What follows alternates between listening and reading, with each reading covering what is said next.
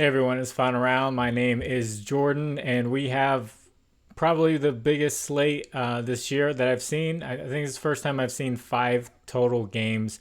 I'm not going to do a deep dive into every single game because it took me just for yesterday's video, or I'm filming the day of that video, but it took me about 5 to 10 minutes just to break down one game, and I don't want to have a 30-minute video for you. So I've done the breaking down, behind the scenes and found some picks for you.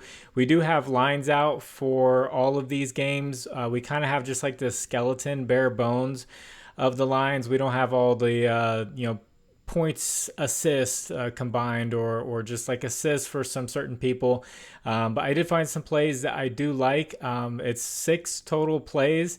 I know that's huge for a WNBA slate, and with WNBA the inconsistency, it's either going to feed families or it's going to have us flipping burgers with all these picks, but I like them. I'm not going to just hide them from you and just be like, okay, here's 2 picks, even though we have 5 games, and just run away or anything like that. I'm going to give you what I see and what I like, and hopefully we can have a really nice day like we did on Sunday. So you will see images that come up on the screen. Those will be from a data app called Outlier. There are links in the description that'll give you a 7-day free trial for Outlier. So the first game of the day, and I want to remind you guys or just let you know, these games start really early. This first game is at 11 a.m. Eastern, and that's the Sun versus the Liberty.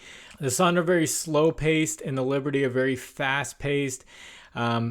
There weren't any lines in that game that really made me super confident because it's going to be a tough one for both teams, and it's really early in the morning. It's going to be just one of those games where one team is going to just try to, like assert dominance and be like, no, we're one of the best teams in the league. We're better than you. And that's going to be a huge game. As far as player props go, right now, as of right now, there's nothing that I'm like, wow, I think that's a really good play. On Outlier, I'll be honest with you, on Outlier, when you pull up player props, a lot of Lainey Hamilton props at the top. She has a really good hit rate. She's someone you could go with. And then, the Sun are pretty inconsistent too when it comes to scoring. They're just very tough. They're both tough defensively. The Liberty just score more. So this could be a potential like low scoring game. So I'm staying away from that for now. If I do have some conviction for a play, I'll put it in the pinned comment, but I don't have one right now that I see. So we'll go to the Chicago Sky game versus Atlanta.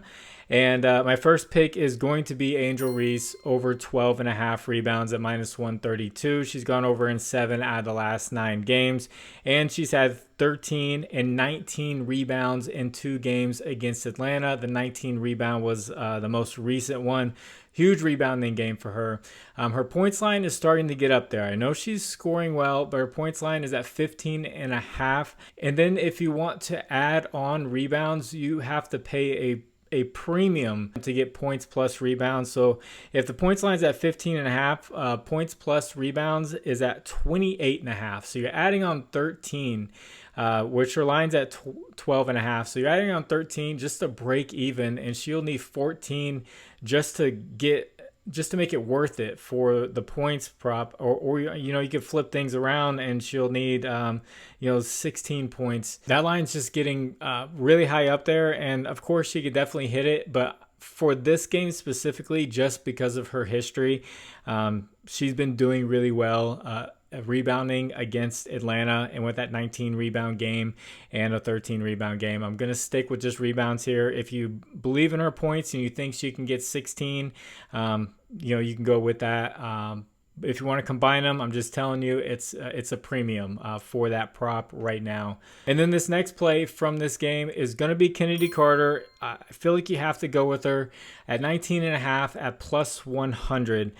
She's gone over in 5 out of the last 6 games. She dropped 26 points on Atlanta in 29 minutes on July 2nd, not too long ago. In her first matchup against them earlier in June, she played just 15 minutes. Her role has just increased as the season's gone on, and now she's averaging 34 minutes a game and 20 field goal attempts a game over the last 5 games. She's become their primary scorer, and last game she wasn't even shooting well, and I was wondering, like, okay, how is she going to do? How is she going to take this? A lot of players, whether it's WNBA, anyone in basketball, if you start missing shots, your confidence goes down, and sometimes you start taking less shots because of it, and you start to get worried. It's all mental, but she kept shooting, so she's a shooter. She shot 7 for 22 last game and went over this line. Against Atlanta earlier last week, she shot 11 for 16, so she is definitely a mismatch versus them. I don't see her shooting another 7 for 22 game.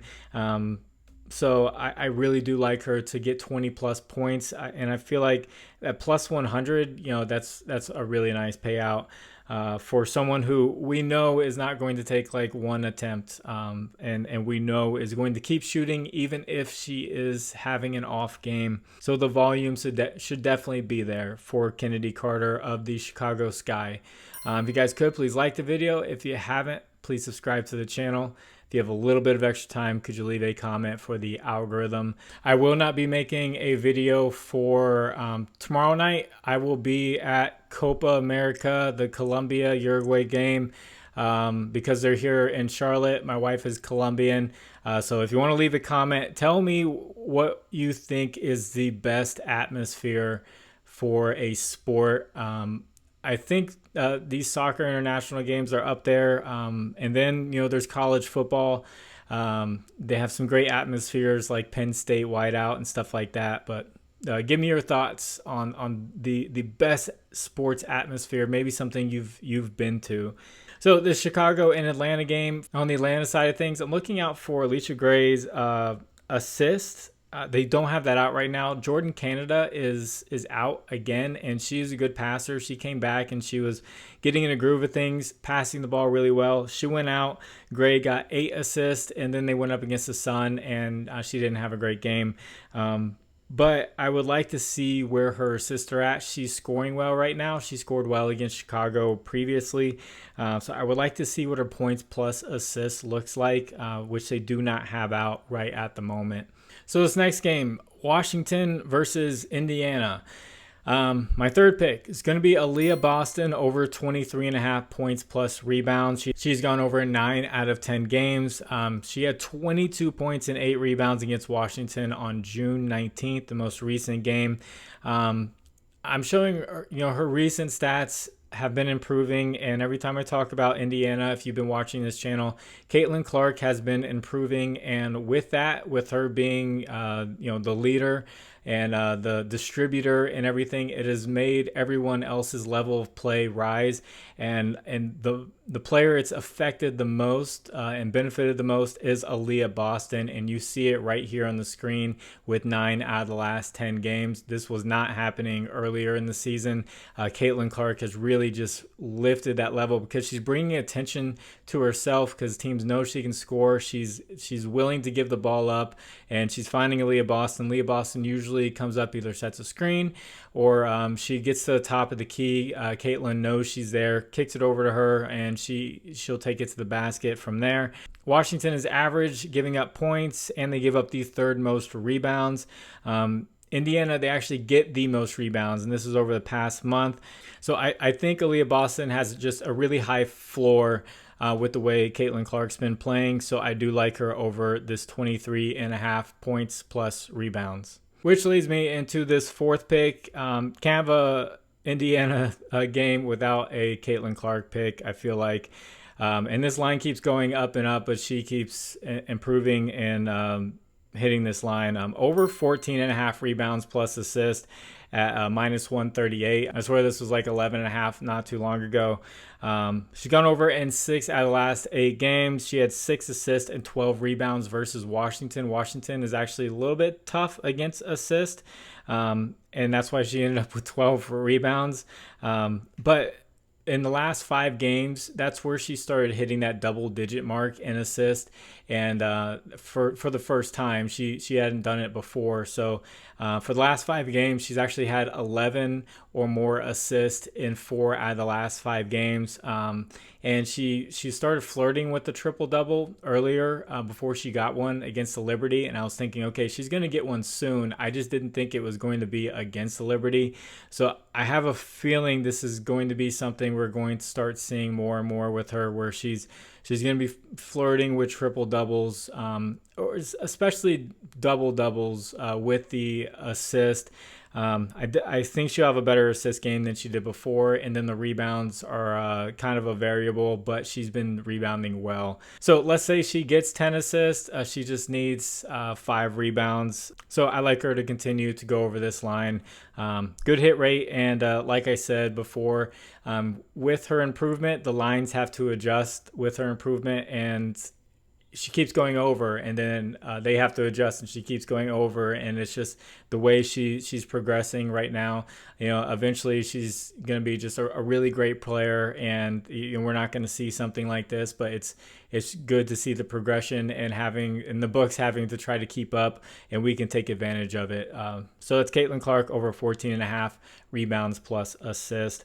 One player from this game from the other side of things, that I'm hesitant about, but I'm thinking about, is Julie Van Loo assist. It's gotten a lot lower at a 4.5. She did have 8 assists against the Fever, and the Fever do give up a good amount of assists. So it is something I would consider, but not 100% sold on. So the next game is one people are going to be excited about to watch. The Aces and the Storm is 2 fast-paced teams. But I will say I looked at the lines, and I feel like right now they just have the big names out, and I feel like they're really, really juiced. It's not that they can't hit the lines. It's just you're paying a premium for Kelsey Plum, Asia Wilson, Jackie Young, Jewel Lloyd, even Skylar Diggins-Smith. Lines are high. Ezzy's lines are high. I couldn't find anything that I was too excited about. So maybe, like I said, with the Connecticut Sun and the Liberty game, maybe I find some higher conviction on another play, and I'll put it in the pinned comment. But right now, I couldn't pull the trigger on someone like Plum or Young or Wilson because her line just got a little bit higher. Before I get into this last game, I want to shout out my partners, Underdog Fantasy, Sleeper, ParlayPlay, and ChalkBoard. Use promo code FinalRound11 on any of these. They'll match your first deposit up to $100. There'll be links in the description. That'll take you straight there with the promo code, and thank you to anyone who uses those. So this last game is going to be the fastest pace game of all 5. It's going to be the Wings and the Mercury, 2 pretty bad defenses. So I'm going to go right back to Kalia Copper. I know she made people sweat a little bit. She did get in foul trouble and missed some minutes, but I like her over 22.5 points at minus 120. Diana Taurasi was just ruled out again. And Copper is averaging 18 field goal attempts a game over the last 10 games. And Dallas is the worst defense overall to teams. And it has shown when she has played them, she has dropped 32 points, 29 points, and 34 points against them this season. So I know her hit rate on this isn't, the most beautiful thing in the world when it comes to the last 10 games. But definitely the way she's been playing and this matchup, she just really likes this matchup and is a mismatch for them. So I do like her to go over 22.5 points. And then this 6th pick is going to be Natasha Cloud of the Phoenix Mercury over 6.5 assists at minus 115. She's gone over in 4 out of the last 5 games. Dallas gives up the most assists. Clearly, when you're giving up the most points, you're potentially giving up the most assists as well. In the 3 games against them, she's had 12 assists, 7 assists, and 10 assists. She did have a really big scoring game last game. That's not necessarily her game where she's scoring, 20 plus points. That's normally up to Copper and Griner, and Cloud just kind of went off last game. She's a really good passer, really good distributor. So in a fast-paced game like this, a lot of opportunities for assists for her. I can see her going over this line yet again. You could mix in points if you feel like she's going to have another good game. One line that I did see from her was her rebounds got bumped up to 5.5. She has not done well with rebounding. Hasn't gone over that 5.5 line against Dallas like in the past 2 seasons. And hasn't even gotten close. I think her most was like 4 rebounds, and she would need 6. But with Taurasi out, she had like 9 rebounds last game. So that's just the one reason why I'm staying away from that and going with the over here for assists. And that's for Natasha Cloud. Names that I'm looking for, Odyssey Sims. If you watch this channel, I talked about her and how I felt like, when she showed up, she got in the starting lineup. She looked like she was a really good basketball player, and her points line is really low. It's at like 10.5. And the Mercury give up a lot of points. They give up a lot of assists. I have a feeling her points are going to get pushed up a good bit because she dropped 25, and we caught the books on that line. But I am curious to see where they put her points and her assist or the combo. And then also Arike Gungbwale is a big scorer. She's had some off games as of late. That's why I'm a little bit hesitant on her. But she has scored well against the Mercury. So just someone else I'm looking out for. But definitely Odyssey Sims is hot right now. So just some names I'm looking out for. McCohen for Dallas that had been doing well. Didn't do too well against the Mercury. They dropped her lines a lot. And it's really difficult to take an under for her. But it's really difficult taking over too, just the way she's played against the Mercury and Brittany Griner. So that's 6 plays that I found that are out right now. I know there's going to be more plays that come out. If something does come up like Odyssey Sims that I really like, I will put that in the pinned comment. But 6 plays should be more than enough. I'm trying to do my best. I know this video is getting pretty long, and I didn't even deep dive a lot of these games.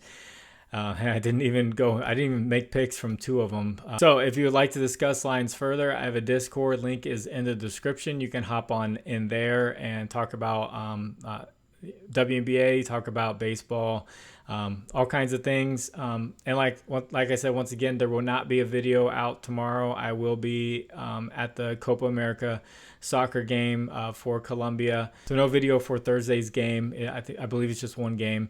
And it'll be a back-to-back for a couple of teams, so probably just stay away from it completely anyway. I don't have a recap because I am filming during the 1 game going on tonight, so I don't know the outcome of those plays, but get this edited and get it out to you. God bless you. It's Final Round. My name is Jordan. I will catch you on the next one. Bye.